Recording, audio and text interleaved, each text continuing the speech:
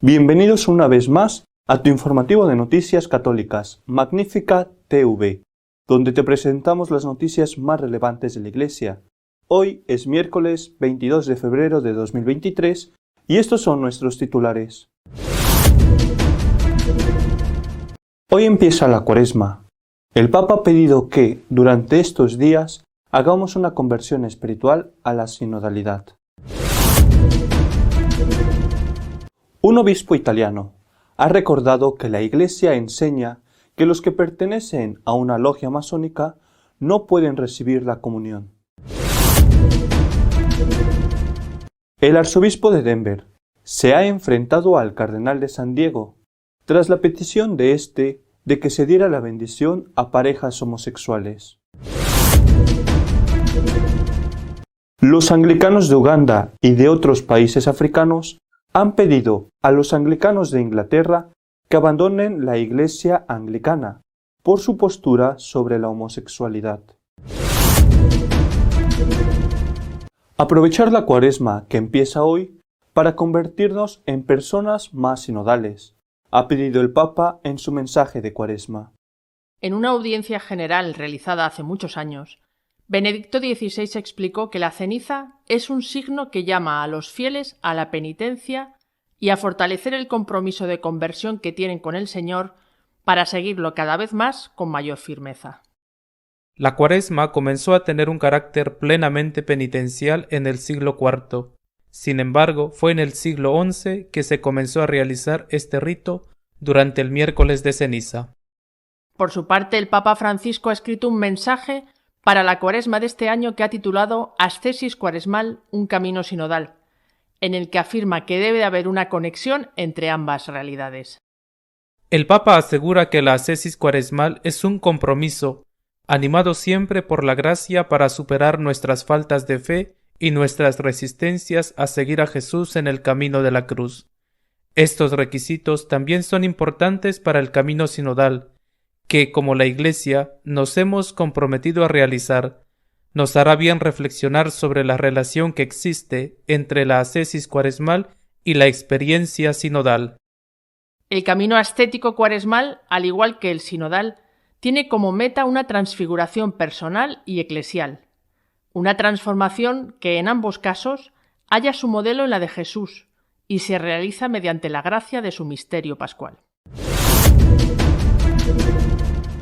Monseñor Bruno Forte, arzobispo de Chieti, en Italia, ha recordado que los masones y miembros de las logias no pueden recibir la comunión. Ante la proliferación de actividades masónicas en su archidiócesis, Monseñor Bruno Forte, arzobispo de Chieti Vasto, ha estimado oportuno recordar que es incompatible ser católico con la pertenencia a la masonería. Los masones han reaccionado pidiendo la intervención del Papa. En Chieti hay un enfrentamiento entre la Iglesia y la masonería. En la capital de la provincia, desde hace un par de años, una logia tiene su sede a pocos pasos del centro comercial Megalo. Se trata de la Logia Soberana Árabe Fenice, que cuenta con unos 50 afiliados y que ha organizado una conferencia insinuando que San Francisco era masón. Ante esto intervino el arzobispo, Monseñor Bruno Forte, declarando que, dado que se han tomado iniciativas públicas por parte de círculos masónicos en el territorio de la archidiócesis, es oportuno recordar la posición de la Iglesia con respecto a la masonería. Se refirió al canon 1374 del Código de Derecho Canónico y a la interpretación del mismo dada por la Congregación para la Doctrina de la Fe el 26 de noviembre de 1983. Se ha preguntado si el juicio de la Iglesia hacia la masonería ha cambiado por el hecho de que en el nuevo Código de Derecho Canónico no se la menciona expresamente. El juicio negativo de la Iglesia sobre las asociaciones masónicas permanece inalterado, ya que sus principios siempre se han considerado irreconciliables con la doctrina de la Iglesia y, por tanto, la pertenencia a las mismas sigue estando prohibida. El prelado lanzó una advertencia recordando que los fieles que pertenecen a asociaciones masónicas se encuentran en estado de pecado grave y no pueden recibir la Sagrada Comunión. No corresponde a las autoridades eclesiásticas locales pronunciarse sobre la naturaleza de las asociaciones masónicas, con un juicio que implique derogación de lo anterior. Como era de esperar, los masones no han recibido bien las palabras del arzobispo Forte. Ginebra Di Nicola, portavoz de la logia masónica Araba Fenice de Chieti, ha dicho que apelarán al Papa porque esa prohibición amenaza su seguridad.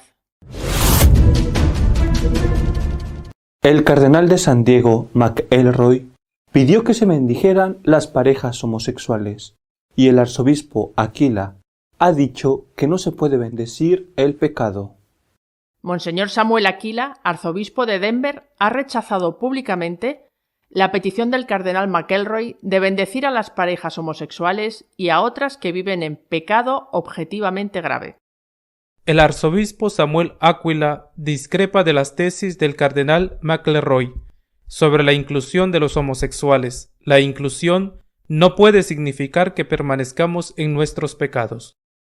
McElroy había causado revuelo con un artículo publicado en la revista América, editada por los jesuitas, en el que pedía la inclusión radical de las personas LGBT sin llamarlas al arrepentimiento.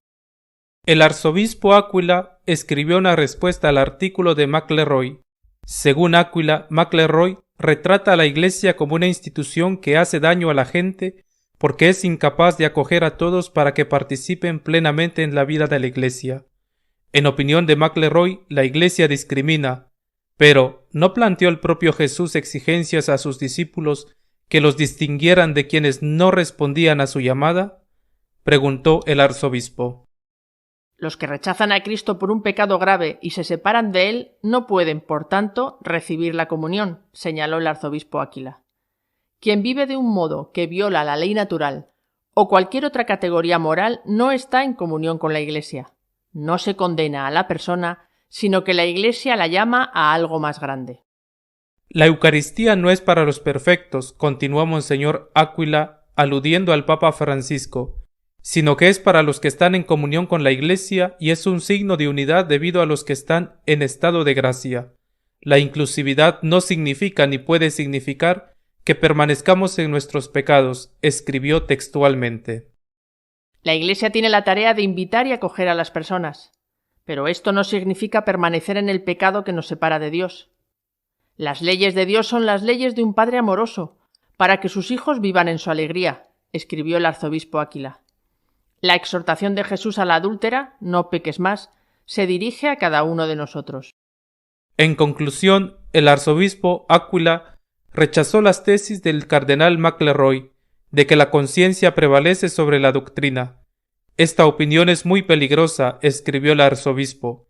El Catecismo de la Iglesia Católica afirma claramente que hay que formar la conciencia. Una conciencia educada nunca puede contradecir la ley moral objetiva enseñada por Cristo y su Iglesia, subrayó. La decisión de los anglicanos de Inglaterra de bendecir a las parejas homosexuales ha puesto a esa religión al borde del cisma, pues los africanos no lo van a aceptar.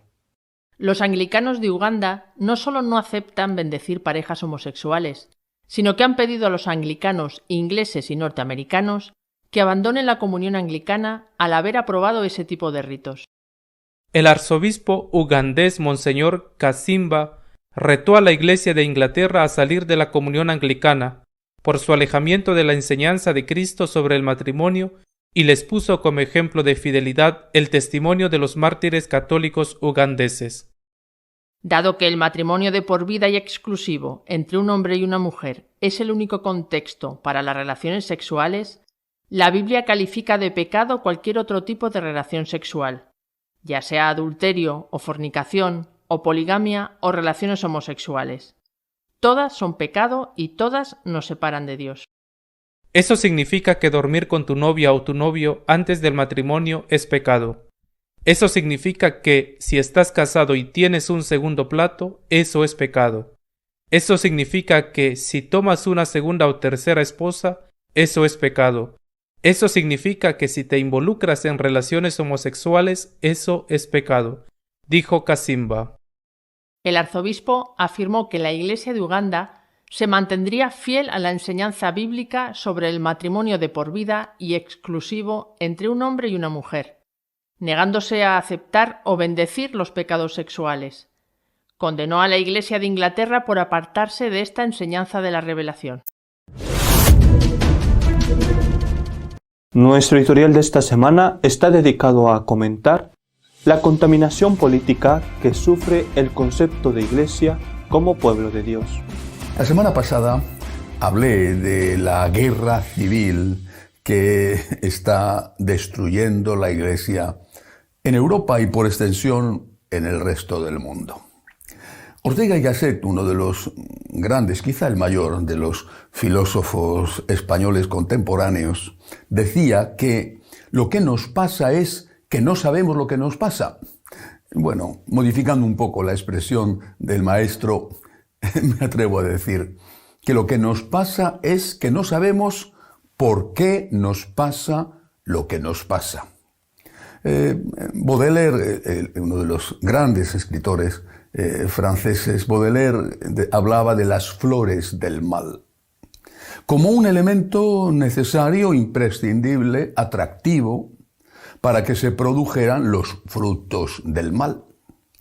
Yo creo que hay que hablar de las raíces del mal, de lo que está en el fondo, de la causa. Porque para saber por qué nos pasa lo que nos pasa, tenemos que ir a las raíces, averiguar cuál es la causa, si queremos y si estamos a tiempo aún de atajarla. Antes del concilio, la imagen predominante que se usaba de la Iglesia era la de cuerpo místico de Cristo y fue sancionada definitivamente con la encíclica Mystici Corporis de Pío XII en el año 1943. Era una imagen bíblica, una imagen extraída de San Pablo, y en esa imagen quedaban claras esencialmente dos cosas, y era la unión de Cristo, cabeza, con la Iglesia, esto era fundamental, y también que era de esa cabeza, de Cristo, miembro de la Iglesia, porque era la cabeza de la Iglesia, de esa cabeza de donde provenía la enseñanza, una enseñanza contenida en la palabra de Dios y contenida también en la tradición, es decir, en esas enseñanzas continuas y coherentes que la Iglesia había ido dando durante su larga historia, siempre teniendo como referente la palabra de Dios, es decir, las enseñanzas en el Antiguo Testamento y sobre todo las enseñanzas de Jesucristo. La Iglesia, cuerpo místico de Cristo, ha sido el esquema, el modelo, el símbolo que representaba la Iglesia, repito, sancionada de forma definitiva por Pío XII en el año 1943.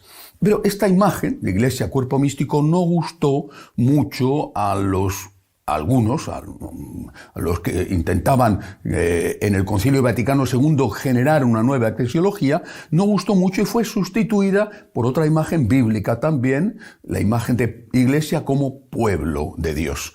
La Iglesia, pueblo de Dios, ponía mucho más de manifiesto que la Iglesia, cuerpo místico de Cristo, ponía mucho más de manifiesto la igualdad de todos los miembros de la Iglesia, igualdad que nace, que surge desde el sacramento del bautismo. Todos somos iguales ante Dios nuestro Señor, todos somos iguales en derechos, todos somos iguales en dignidad, todos somos, por el bautismo, todos participamos de lo que se llama el sacerdocio real, el sacerdocio regio de Cristo, que nos hace sacerdotes, profetas y rey, el sacerdocio común de los fieles. Vean, esta imagen de pueblo de Dios, una imagen que efectivamente se prestaba más para ese objetivo que pretendía el Concilio Vaticano II, y sin embargo el Concilio mantuvo en uso las dos imágenes de la Iglesia, cuerpo místico de Cristo, Iglesia, pueblo de Dios. Sin embargo, en el posconcilio, la imagen de cuerpo místico prácticamente desapareció y ya no volvió a ser usada. No sé si será una de las consecuencias del llamado espíritu del concilio, pero prácticamente nadie se refiere a la Iglesia como cuerpo místico de Cristo. La Iglesia es el pueblo de Dios y se entiende insisto, como el conjunto de los que siguen a Jesucristo, a Dios nuestro Señor, ni siquiera se dice pueblo de Cristo, a Dios, que siguen a Dios y que son iguales en derechos, son iguales en dignidad y que son también corresponsables de la evangelización, de la misión de evangelizar y corresponsables también, de alguna manera, habrá que ver según la responsabilidad de cada uno, de la misión de gobernar. Bien, hasta aquí. Ahora bien, ¿qué consecuencias ha tenido este abandono de la Iglesia, la imagen de la Iglesia como cuerpo místico, y qué consecuencias ha tenido la preponderancia, casi exclusividad del uso de la imagen de la Iglesia como pueblo de Dios? Si la imagen del cuerpo místico corría el riesgo, y de hecho ocurrió, de que se producía una especie de jerarquización excesiva y se veía a unos miembros de la Iglesia como superiores a los otros, había una especie de división, usando un término futbolístico, en primera división, que serían los obispos y los sacerdotes, una segunda división, que serían los religiosos, y una tercera división, que serían los laicos. Los laicos eran la tercera división en la Iglesia. Bueno, esto era el riesgo que efectivamente se corría con la imagen de Iglesia, cuerpo místico de Cristo. Era un riesgo en el que, sin duda, más de uno y más de dos cayeron. Pero tenía el atractivo, la ventaja, de identificar a Cristo con la Iglesia. No podías amar a Jesús y no amar a la Iglesia, porque Jesús era miembro de la Iglesia, era la cabeza de la Iglesia. No podías decirle a Jesús, te quiero y quiero amarte y quiero dar la vida por ti, y no hacer lo mismo con la Iglesia. La Iglesia era amada porque Cristo era parte de la Iglesia. La Iglesia era el cuerpo místico de Cristo, del cual Cristo nuestro Señor es la cabeza. Y además quedaba clara la enseñanza que procedía de Cristo. Mientras que la imagen de Iglesia como pueblo de Dios, que tenía esa ventaja de presentarnos a todos como iguales en dignidad, por ser bautizados, responsables todos de evangelización y de la transformación del mundo, tenía el inconveniente de una triple contaminación. La primera contaminación procedía del uso político que se le da a la palabra pueblo, al concepto de pueblo. El pueblo, en política, en democracia, el pueblo es el que tiene el poder. El poder no viene de Dios, el pueblo tiene el poder. Por sí mismo el pueblo tiene el poder. Y el pueblo delega el poder que tiene en sus gobernantes mediante el proceso electoral. Pero es el pueblo, aunque sea a través de los gobernantes elegidos por el pueblo, el que decide qué leyes hay que crear y qué leyes hay que eliminar. Y esas leyes vienen a ser el sustitutivo laico del concepto de bien y de mal. Esto es legal. Automáticamente, aunque aún no sea así, se piensa si esto es legal es bueno. Esto es ilegal, automáticamente se piensa si esto es ilegal es malo. El pueblo, por lo tanto, delega en sus gobernantes, pero el pueblo tiene el poder, delega en sus gobernantes elegidos democráticamente, cada 4, cada 6 años, cuando sea, delega la decisión de establecer qué es legal y qué es ilegal, qué es bueno y qué es malo. Y esto contamina el concepto de pueblo de Dios, representando a la Iglesia. Porque, en el fondo, lo que está pasando en el sínodo alemán es justamente esto, que ahora ya no se ve la enseñanza procedente de la palabra de Dios o de la tradición, sino que se ve la enseñanza procedente del pueblo. El pueblo es el que tiene el poder, lo mismo que en el aspecto político tiene el poder para decidir qué es legal y qué es ilegal. En el aspecto religioso, el pueblo también tiene el poder de decidir qué es bueno y qué es malo, y de reclamar los cambios que considera necesarios en moral sexual o en la recepción de los sacramentos o también la práctica de los sacramentos, por ejemplo, nombrando sacerdotisas o incluso en el gobierno de la Iglesia con los llamados consejos sinodales, donde el obispo es una voz más dentro de ese grupo formado mayoritariamente por laicos. Es el pueblo el que se da a sí mismo las normas morales y también legales de gobierno, porque la soberanía reside en el pueblo. No es el pueblo que escucha lo que Dios enseña, sino que el pueblo decide de forma autónoma qué es lo que tiene que hacer, en qué tiene que creer y cómo tiene que comportarse. Por eso, cuando en el reciente Sínodo Continental Europeo, el cardenal Ouellet dijo que a la hora de hablar de la ideología de género había que tener en cuenta la palabra de Dios, le llovieron las críticas. ¿Cómo se atreve a decir que la palabra de Dios es el referente? Como mucho, la palabra de Dios es un referente, una voz a tener en cuenta, pero una voz entre otras voces, las que vienen de la sociología o las que vienen de, supuestamente, la ciencia. Es la palabra de Dios, y no digamos ya la tradición, es una voz entre muchas para decidir de forma autónoma, teniendo solo esa palabra de Dios como una voz más, como un referente más, para decidir de forma autónoma qué es lo bueno, qué es lo malo, quién puede ir a comulgar y quién no, quién puede celebrar la misa y quién no, o quién y cómo, cuándo tiene que ser gobernada la Iglesia. Contaminación política inevitable del concepto de pueblo de Dios. Pero no solamente eso, es que amar al pueblo es bastante difícil, si es que fuera posible. Es mucho más fácil amar a una persona. Esa persona, ¿quién es? ¿A quién seguimos? Bueno, por lo menos yo, no sé otros, pero yo a quién quiero seguir. A Jesucristo nuestro Señor. Ha sido Él el que ha dado la vida por mí. Ha sido Él el que ha derramado su sangre por mí. Ha sido Él el que perdona mis pecados. Ha sido Él el que me ha abierto las puertas del cielo. Él es el Dios de la misericordia. Él es al que quiero amar. Él es la cabeza de la Iglesia y si le digo a Él, te quiero, o al menos quiero quererte, se lo estoy diciendo también a la Iglesia. No puedo separar Cristo de la Iglesia. En cambio, el concepto de pueblo es mucho más amplio, también más ambiguo. Le puedo decir a Jesús, te quiero. Y me cuesta más trabajo decir a un ente amplio, decirle, te quiero. Y esto pienso que no soy el único al que le pasa. Una tercera contaminación. Lo mismo que sucede en la política, aunque el poder reside en el pueblo y el pueblo delega en los gobernantes, en la realidad se crea una casta política que no siempre legisla, gobierna según lo que estaba en su propio programa político, es decir, según aquello que teóricamente ha votado aquel que le ha elegido para gobernar. Esa élite, esa casta, ya poco a poco no tiene como objetivo servir al pueblo, sino servirse a sí misma. Vendría a ser una especie de reedición diferente, una especie de reedición de aquella forma de gobernar del siglo XVIII-XIX, lo que se llamó el despotismo ilustrado, según el cual había que gobernar para el pueblo, pero sin el pueblo. Todo para el pueblo, pero sin el pueblo.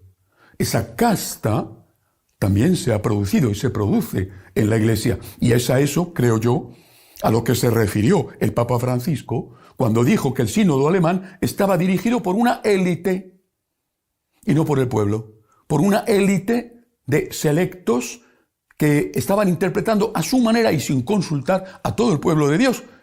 Y cuando dijo, además, que era una élite que estaba pagada, es decir, que eran empleados de la propia Iglesia. ¿Qué tenemos que hacer? Hay que volver al concilio. El concilio usó y siguió utilizando el concepto de Iglesia como cuerpo místico de Cristo. Hay que seguirlo utilizando, complementándolo con el concepto de Iglesia como pueblo de Dios, porque el concepto de Iglesia como pueblo de Dios purifica aquellas desviaciones que pudiera tener el concepto de Iglesia como cuerpo místico de Cristo, donde podría darse el caso de pensar que hay una primera y segunda y tercera división. Pero el concepto de Iglesia como cuerpo místico de Cristo nos permite amar a la Iglesia, porque no podemos amar al Señor si no amamos a la Iglesia apasionadamente, y nos impide olvidarnos de que no es el pueblo el origen de la revelación, que no es el pueblo el que tiene autonomía para decidir por sí mismo sobre moral sexual, sobre quién celebra la misa, sobre quién gobierna la Iglesia, en el fondo sobre si existe Dios o no existe Dios, o si Jesucristo está anticuado y por lo tanto eso significa que no es Dios. Estas son las raíces del mal. Las raíces del mal es haber olvidado el concilio y haber hecho una simplificación de aquello que, siendo verdad, sin embargo, no es más que media verdad. Y ya se sabe que no hay peor mentira que las medias verdades. Chesterton, con ese humor típico tan extraordinario, decía: la herejía es una verdad que se ha vuelto loca. Pues eso es lo que nos pasa. Hay una verdad que es media verdad y que es verdad, ciertamente es verdad, pero es solo media verdad, se ha vuelto loca. Estas son las raíces del mal y no sé si estamos a tiempo todavía para atajarlas antes de que las raíces produzcan esas flores que son efectivamente atractivas y dé lugar a unos frutos que son tremendamente venenosos. Hasta la semana que viene, si Dios quiere. Recuerda que cada miércoles sacamos un nuevo vídeo con las noticias más relevantes de la Iglesia. Pero si deseas estar informado de todo lo que va sucediendo, puedes hacerlo en nuestra página web www.magnificat.tv. Os deseamos, de todos los que hacemos Magnificat, una buena Cuaresma. Y hasta la semana que viene, si Dios quiere.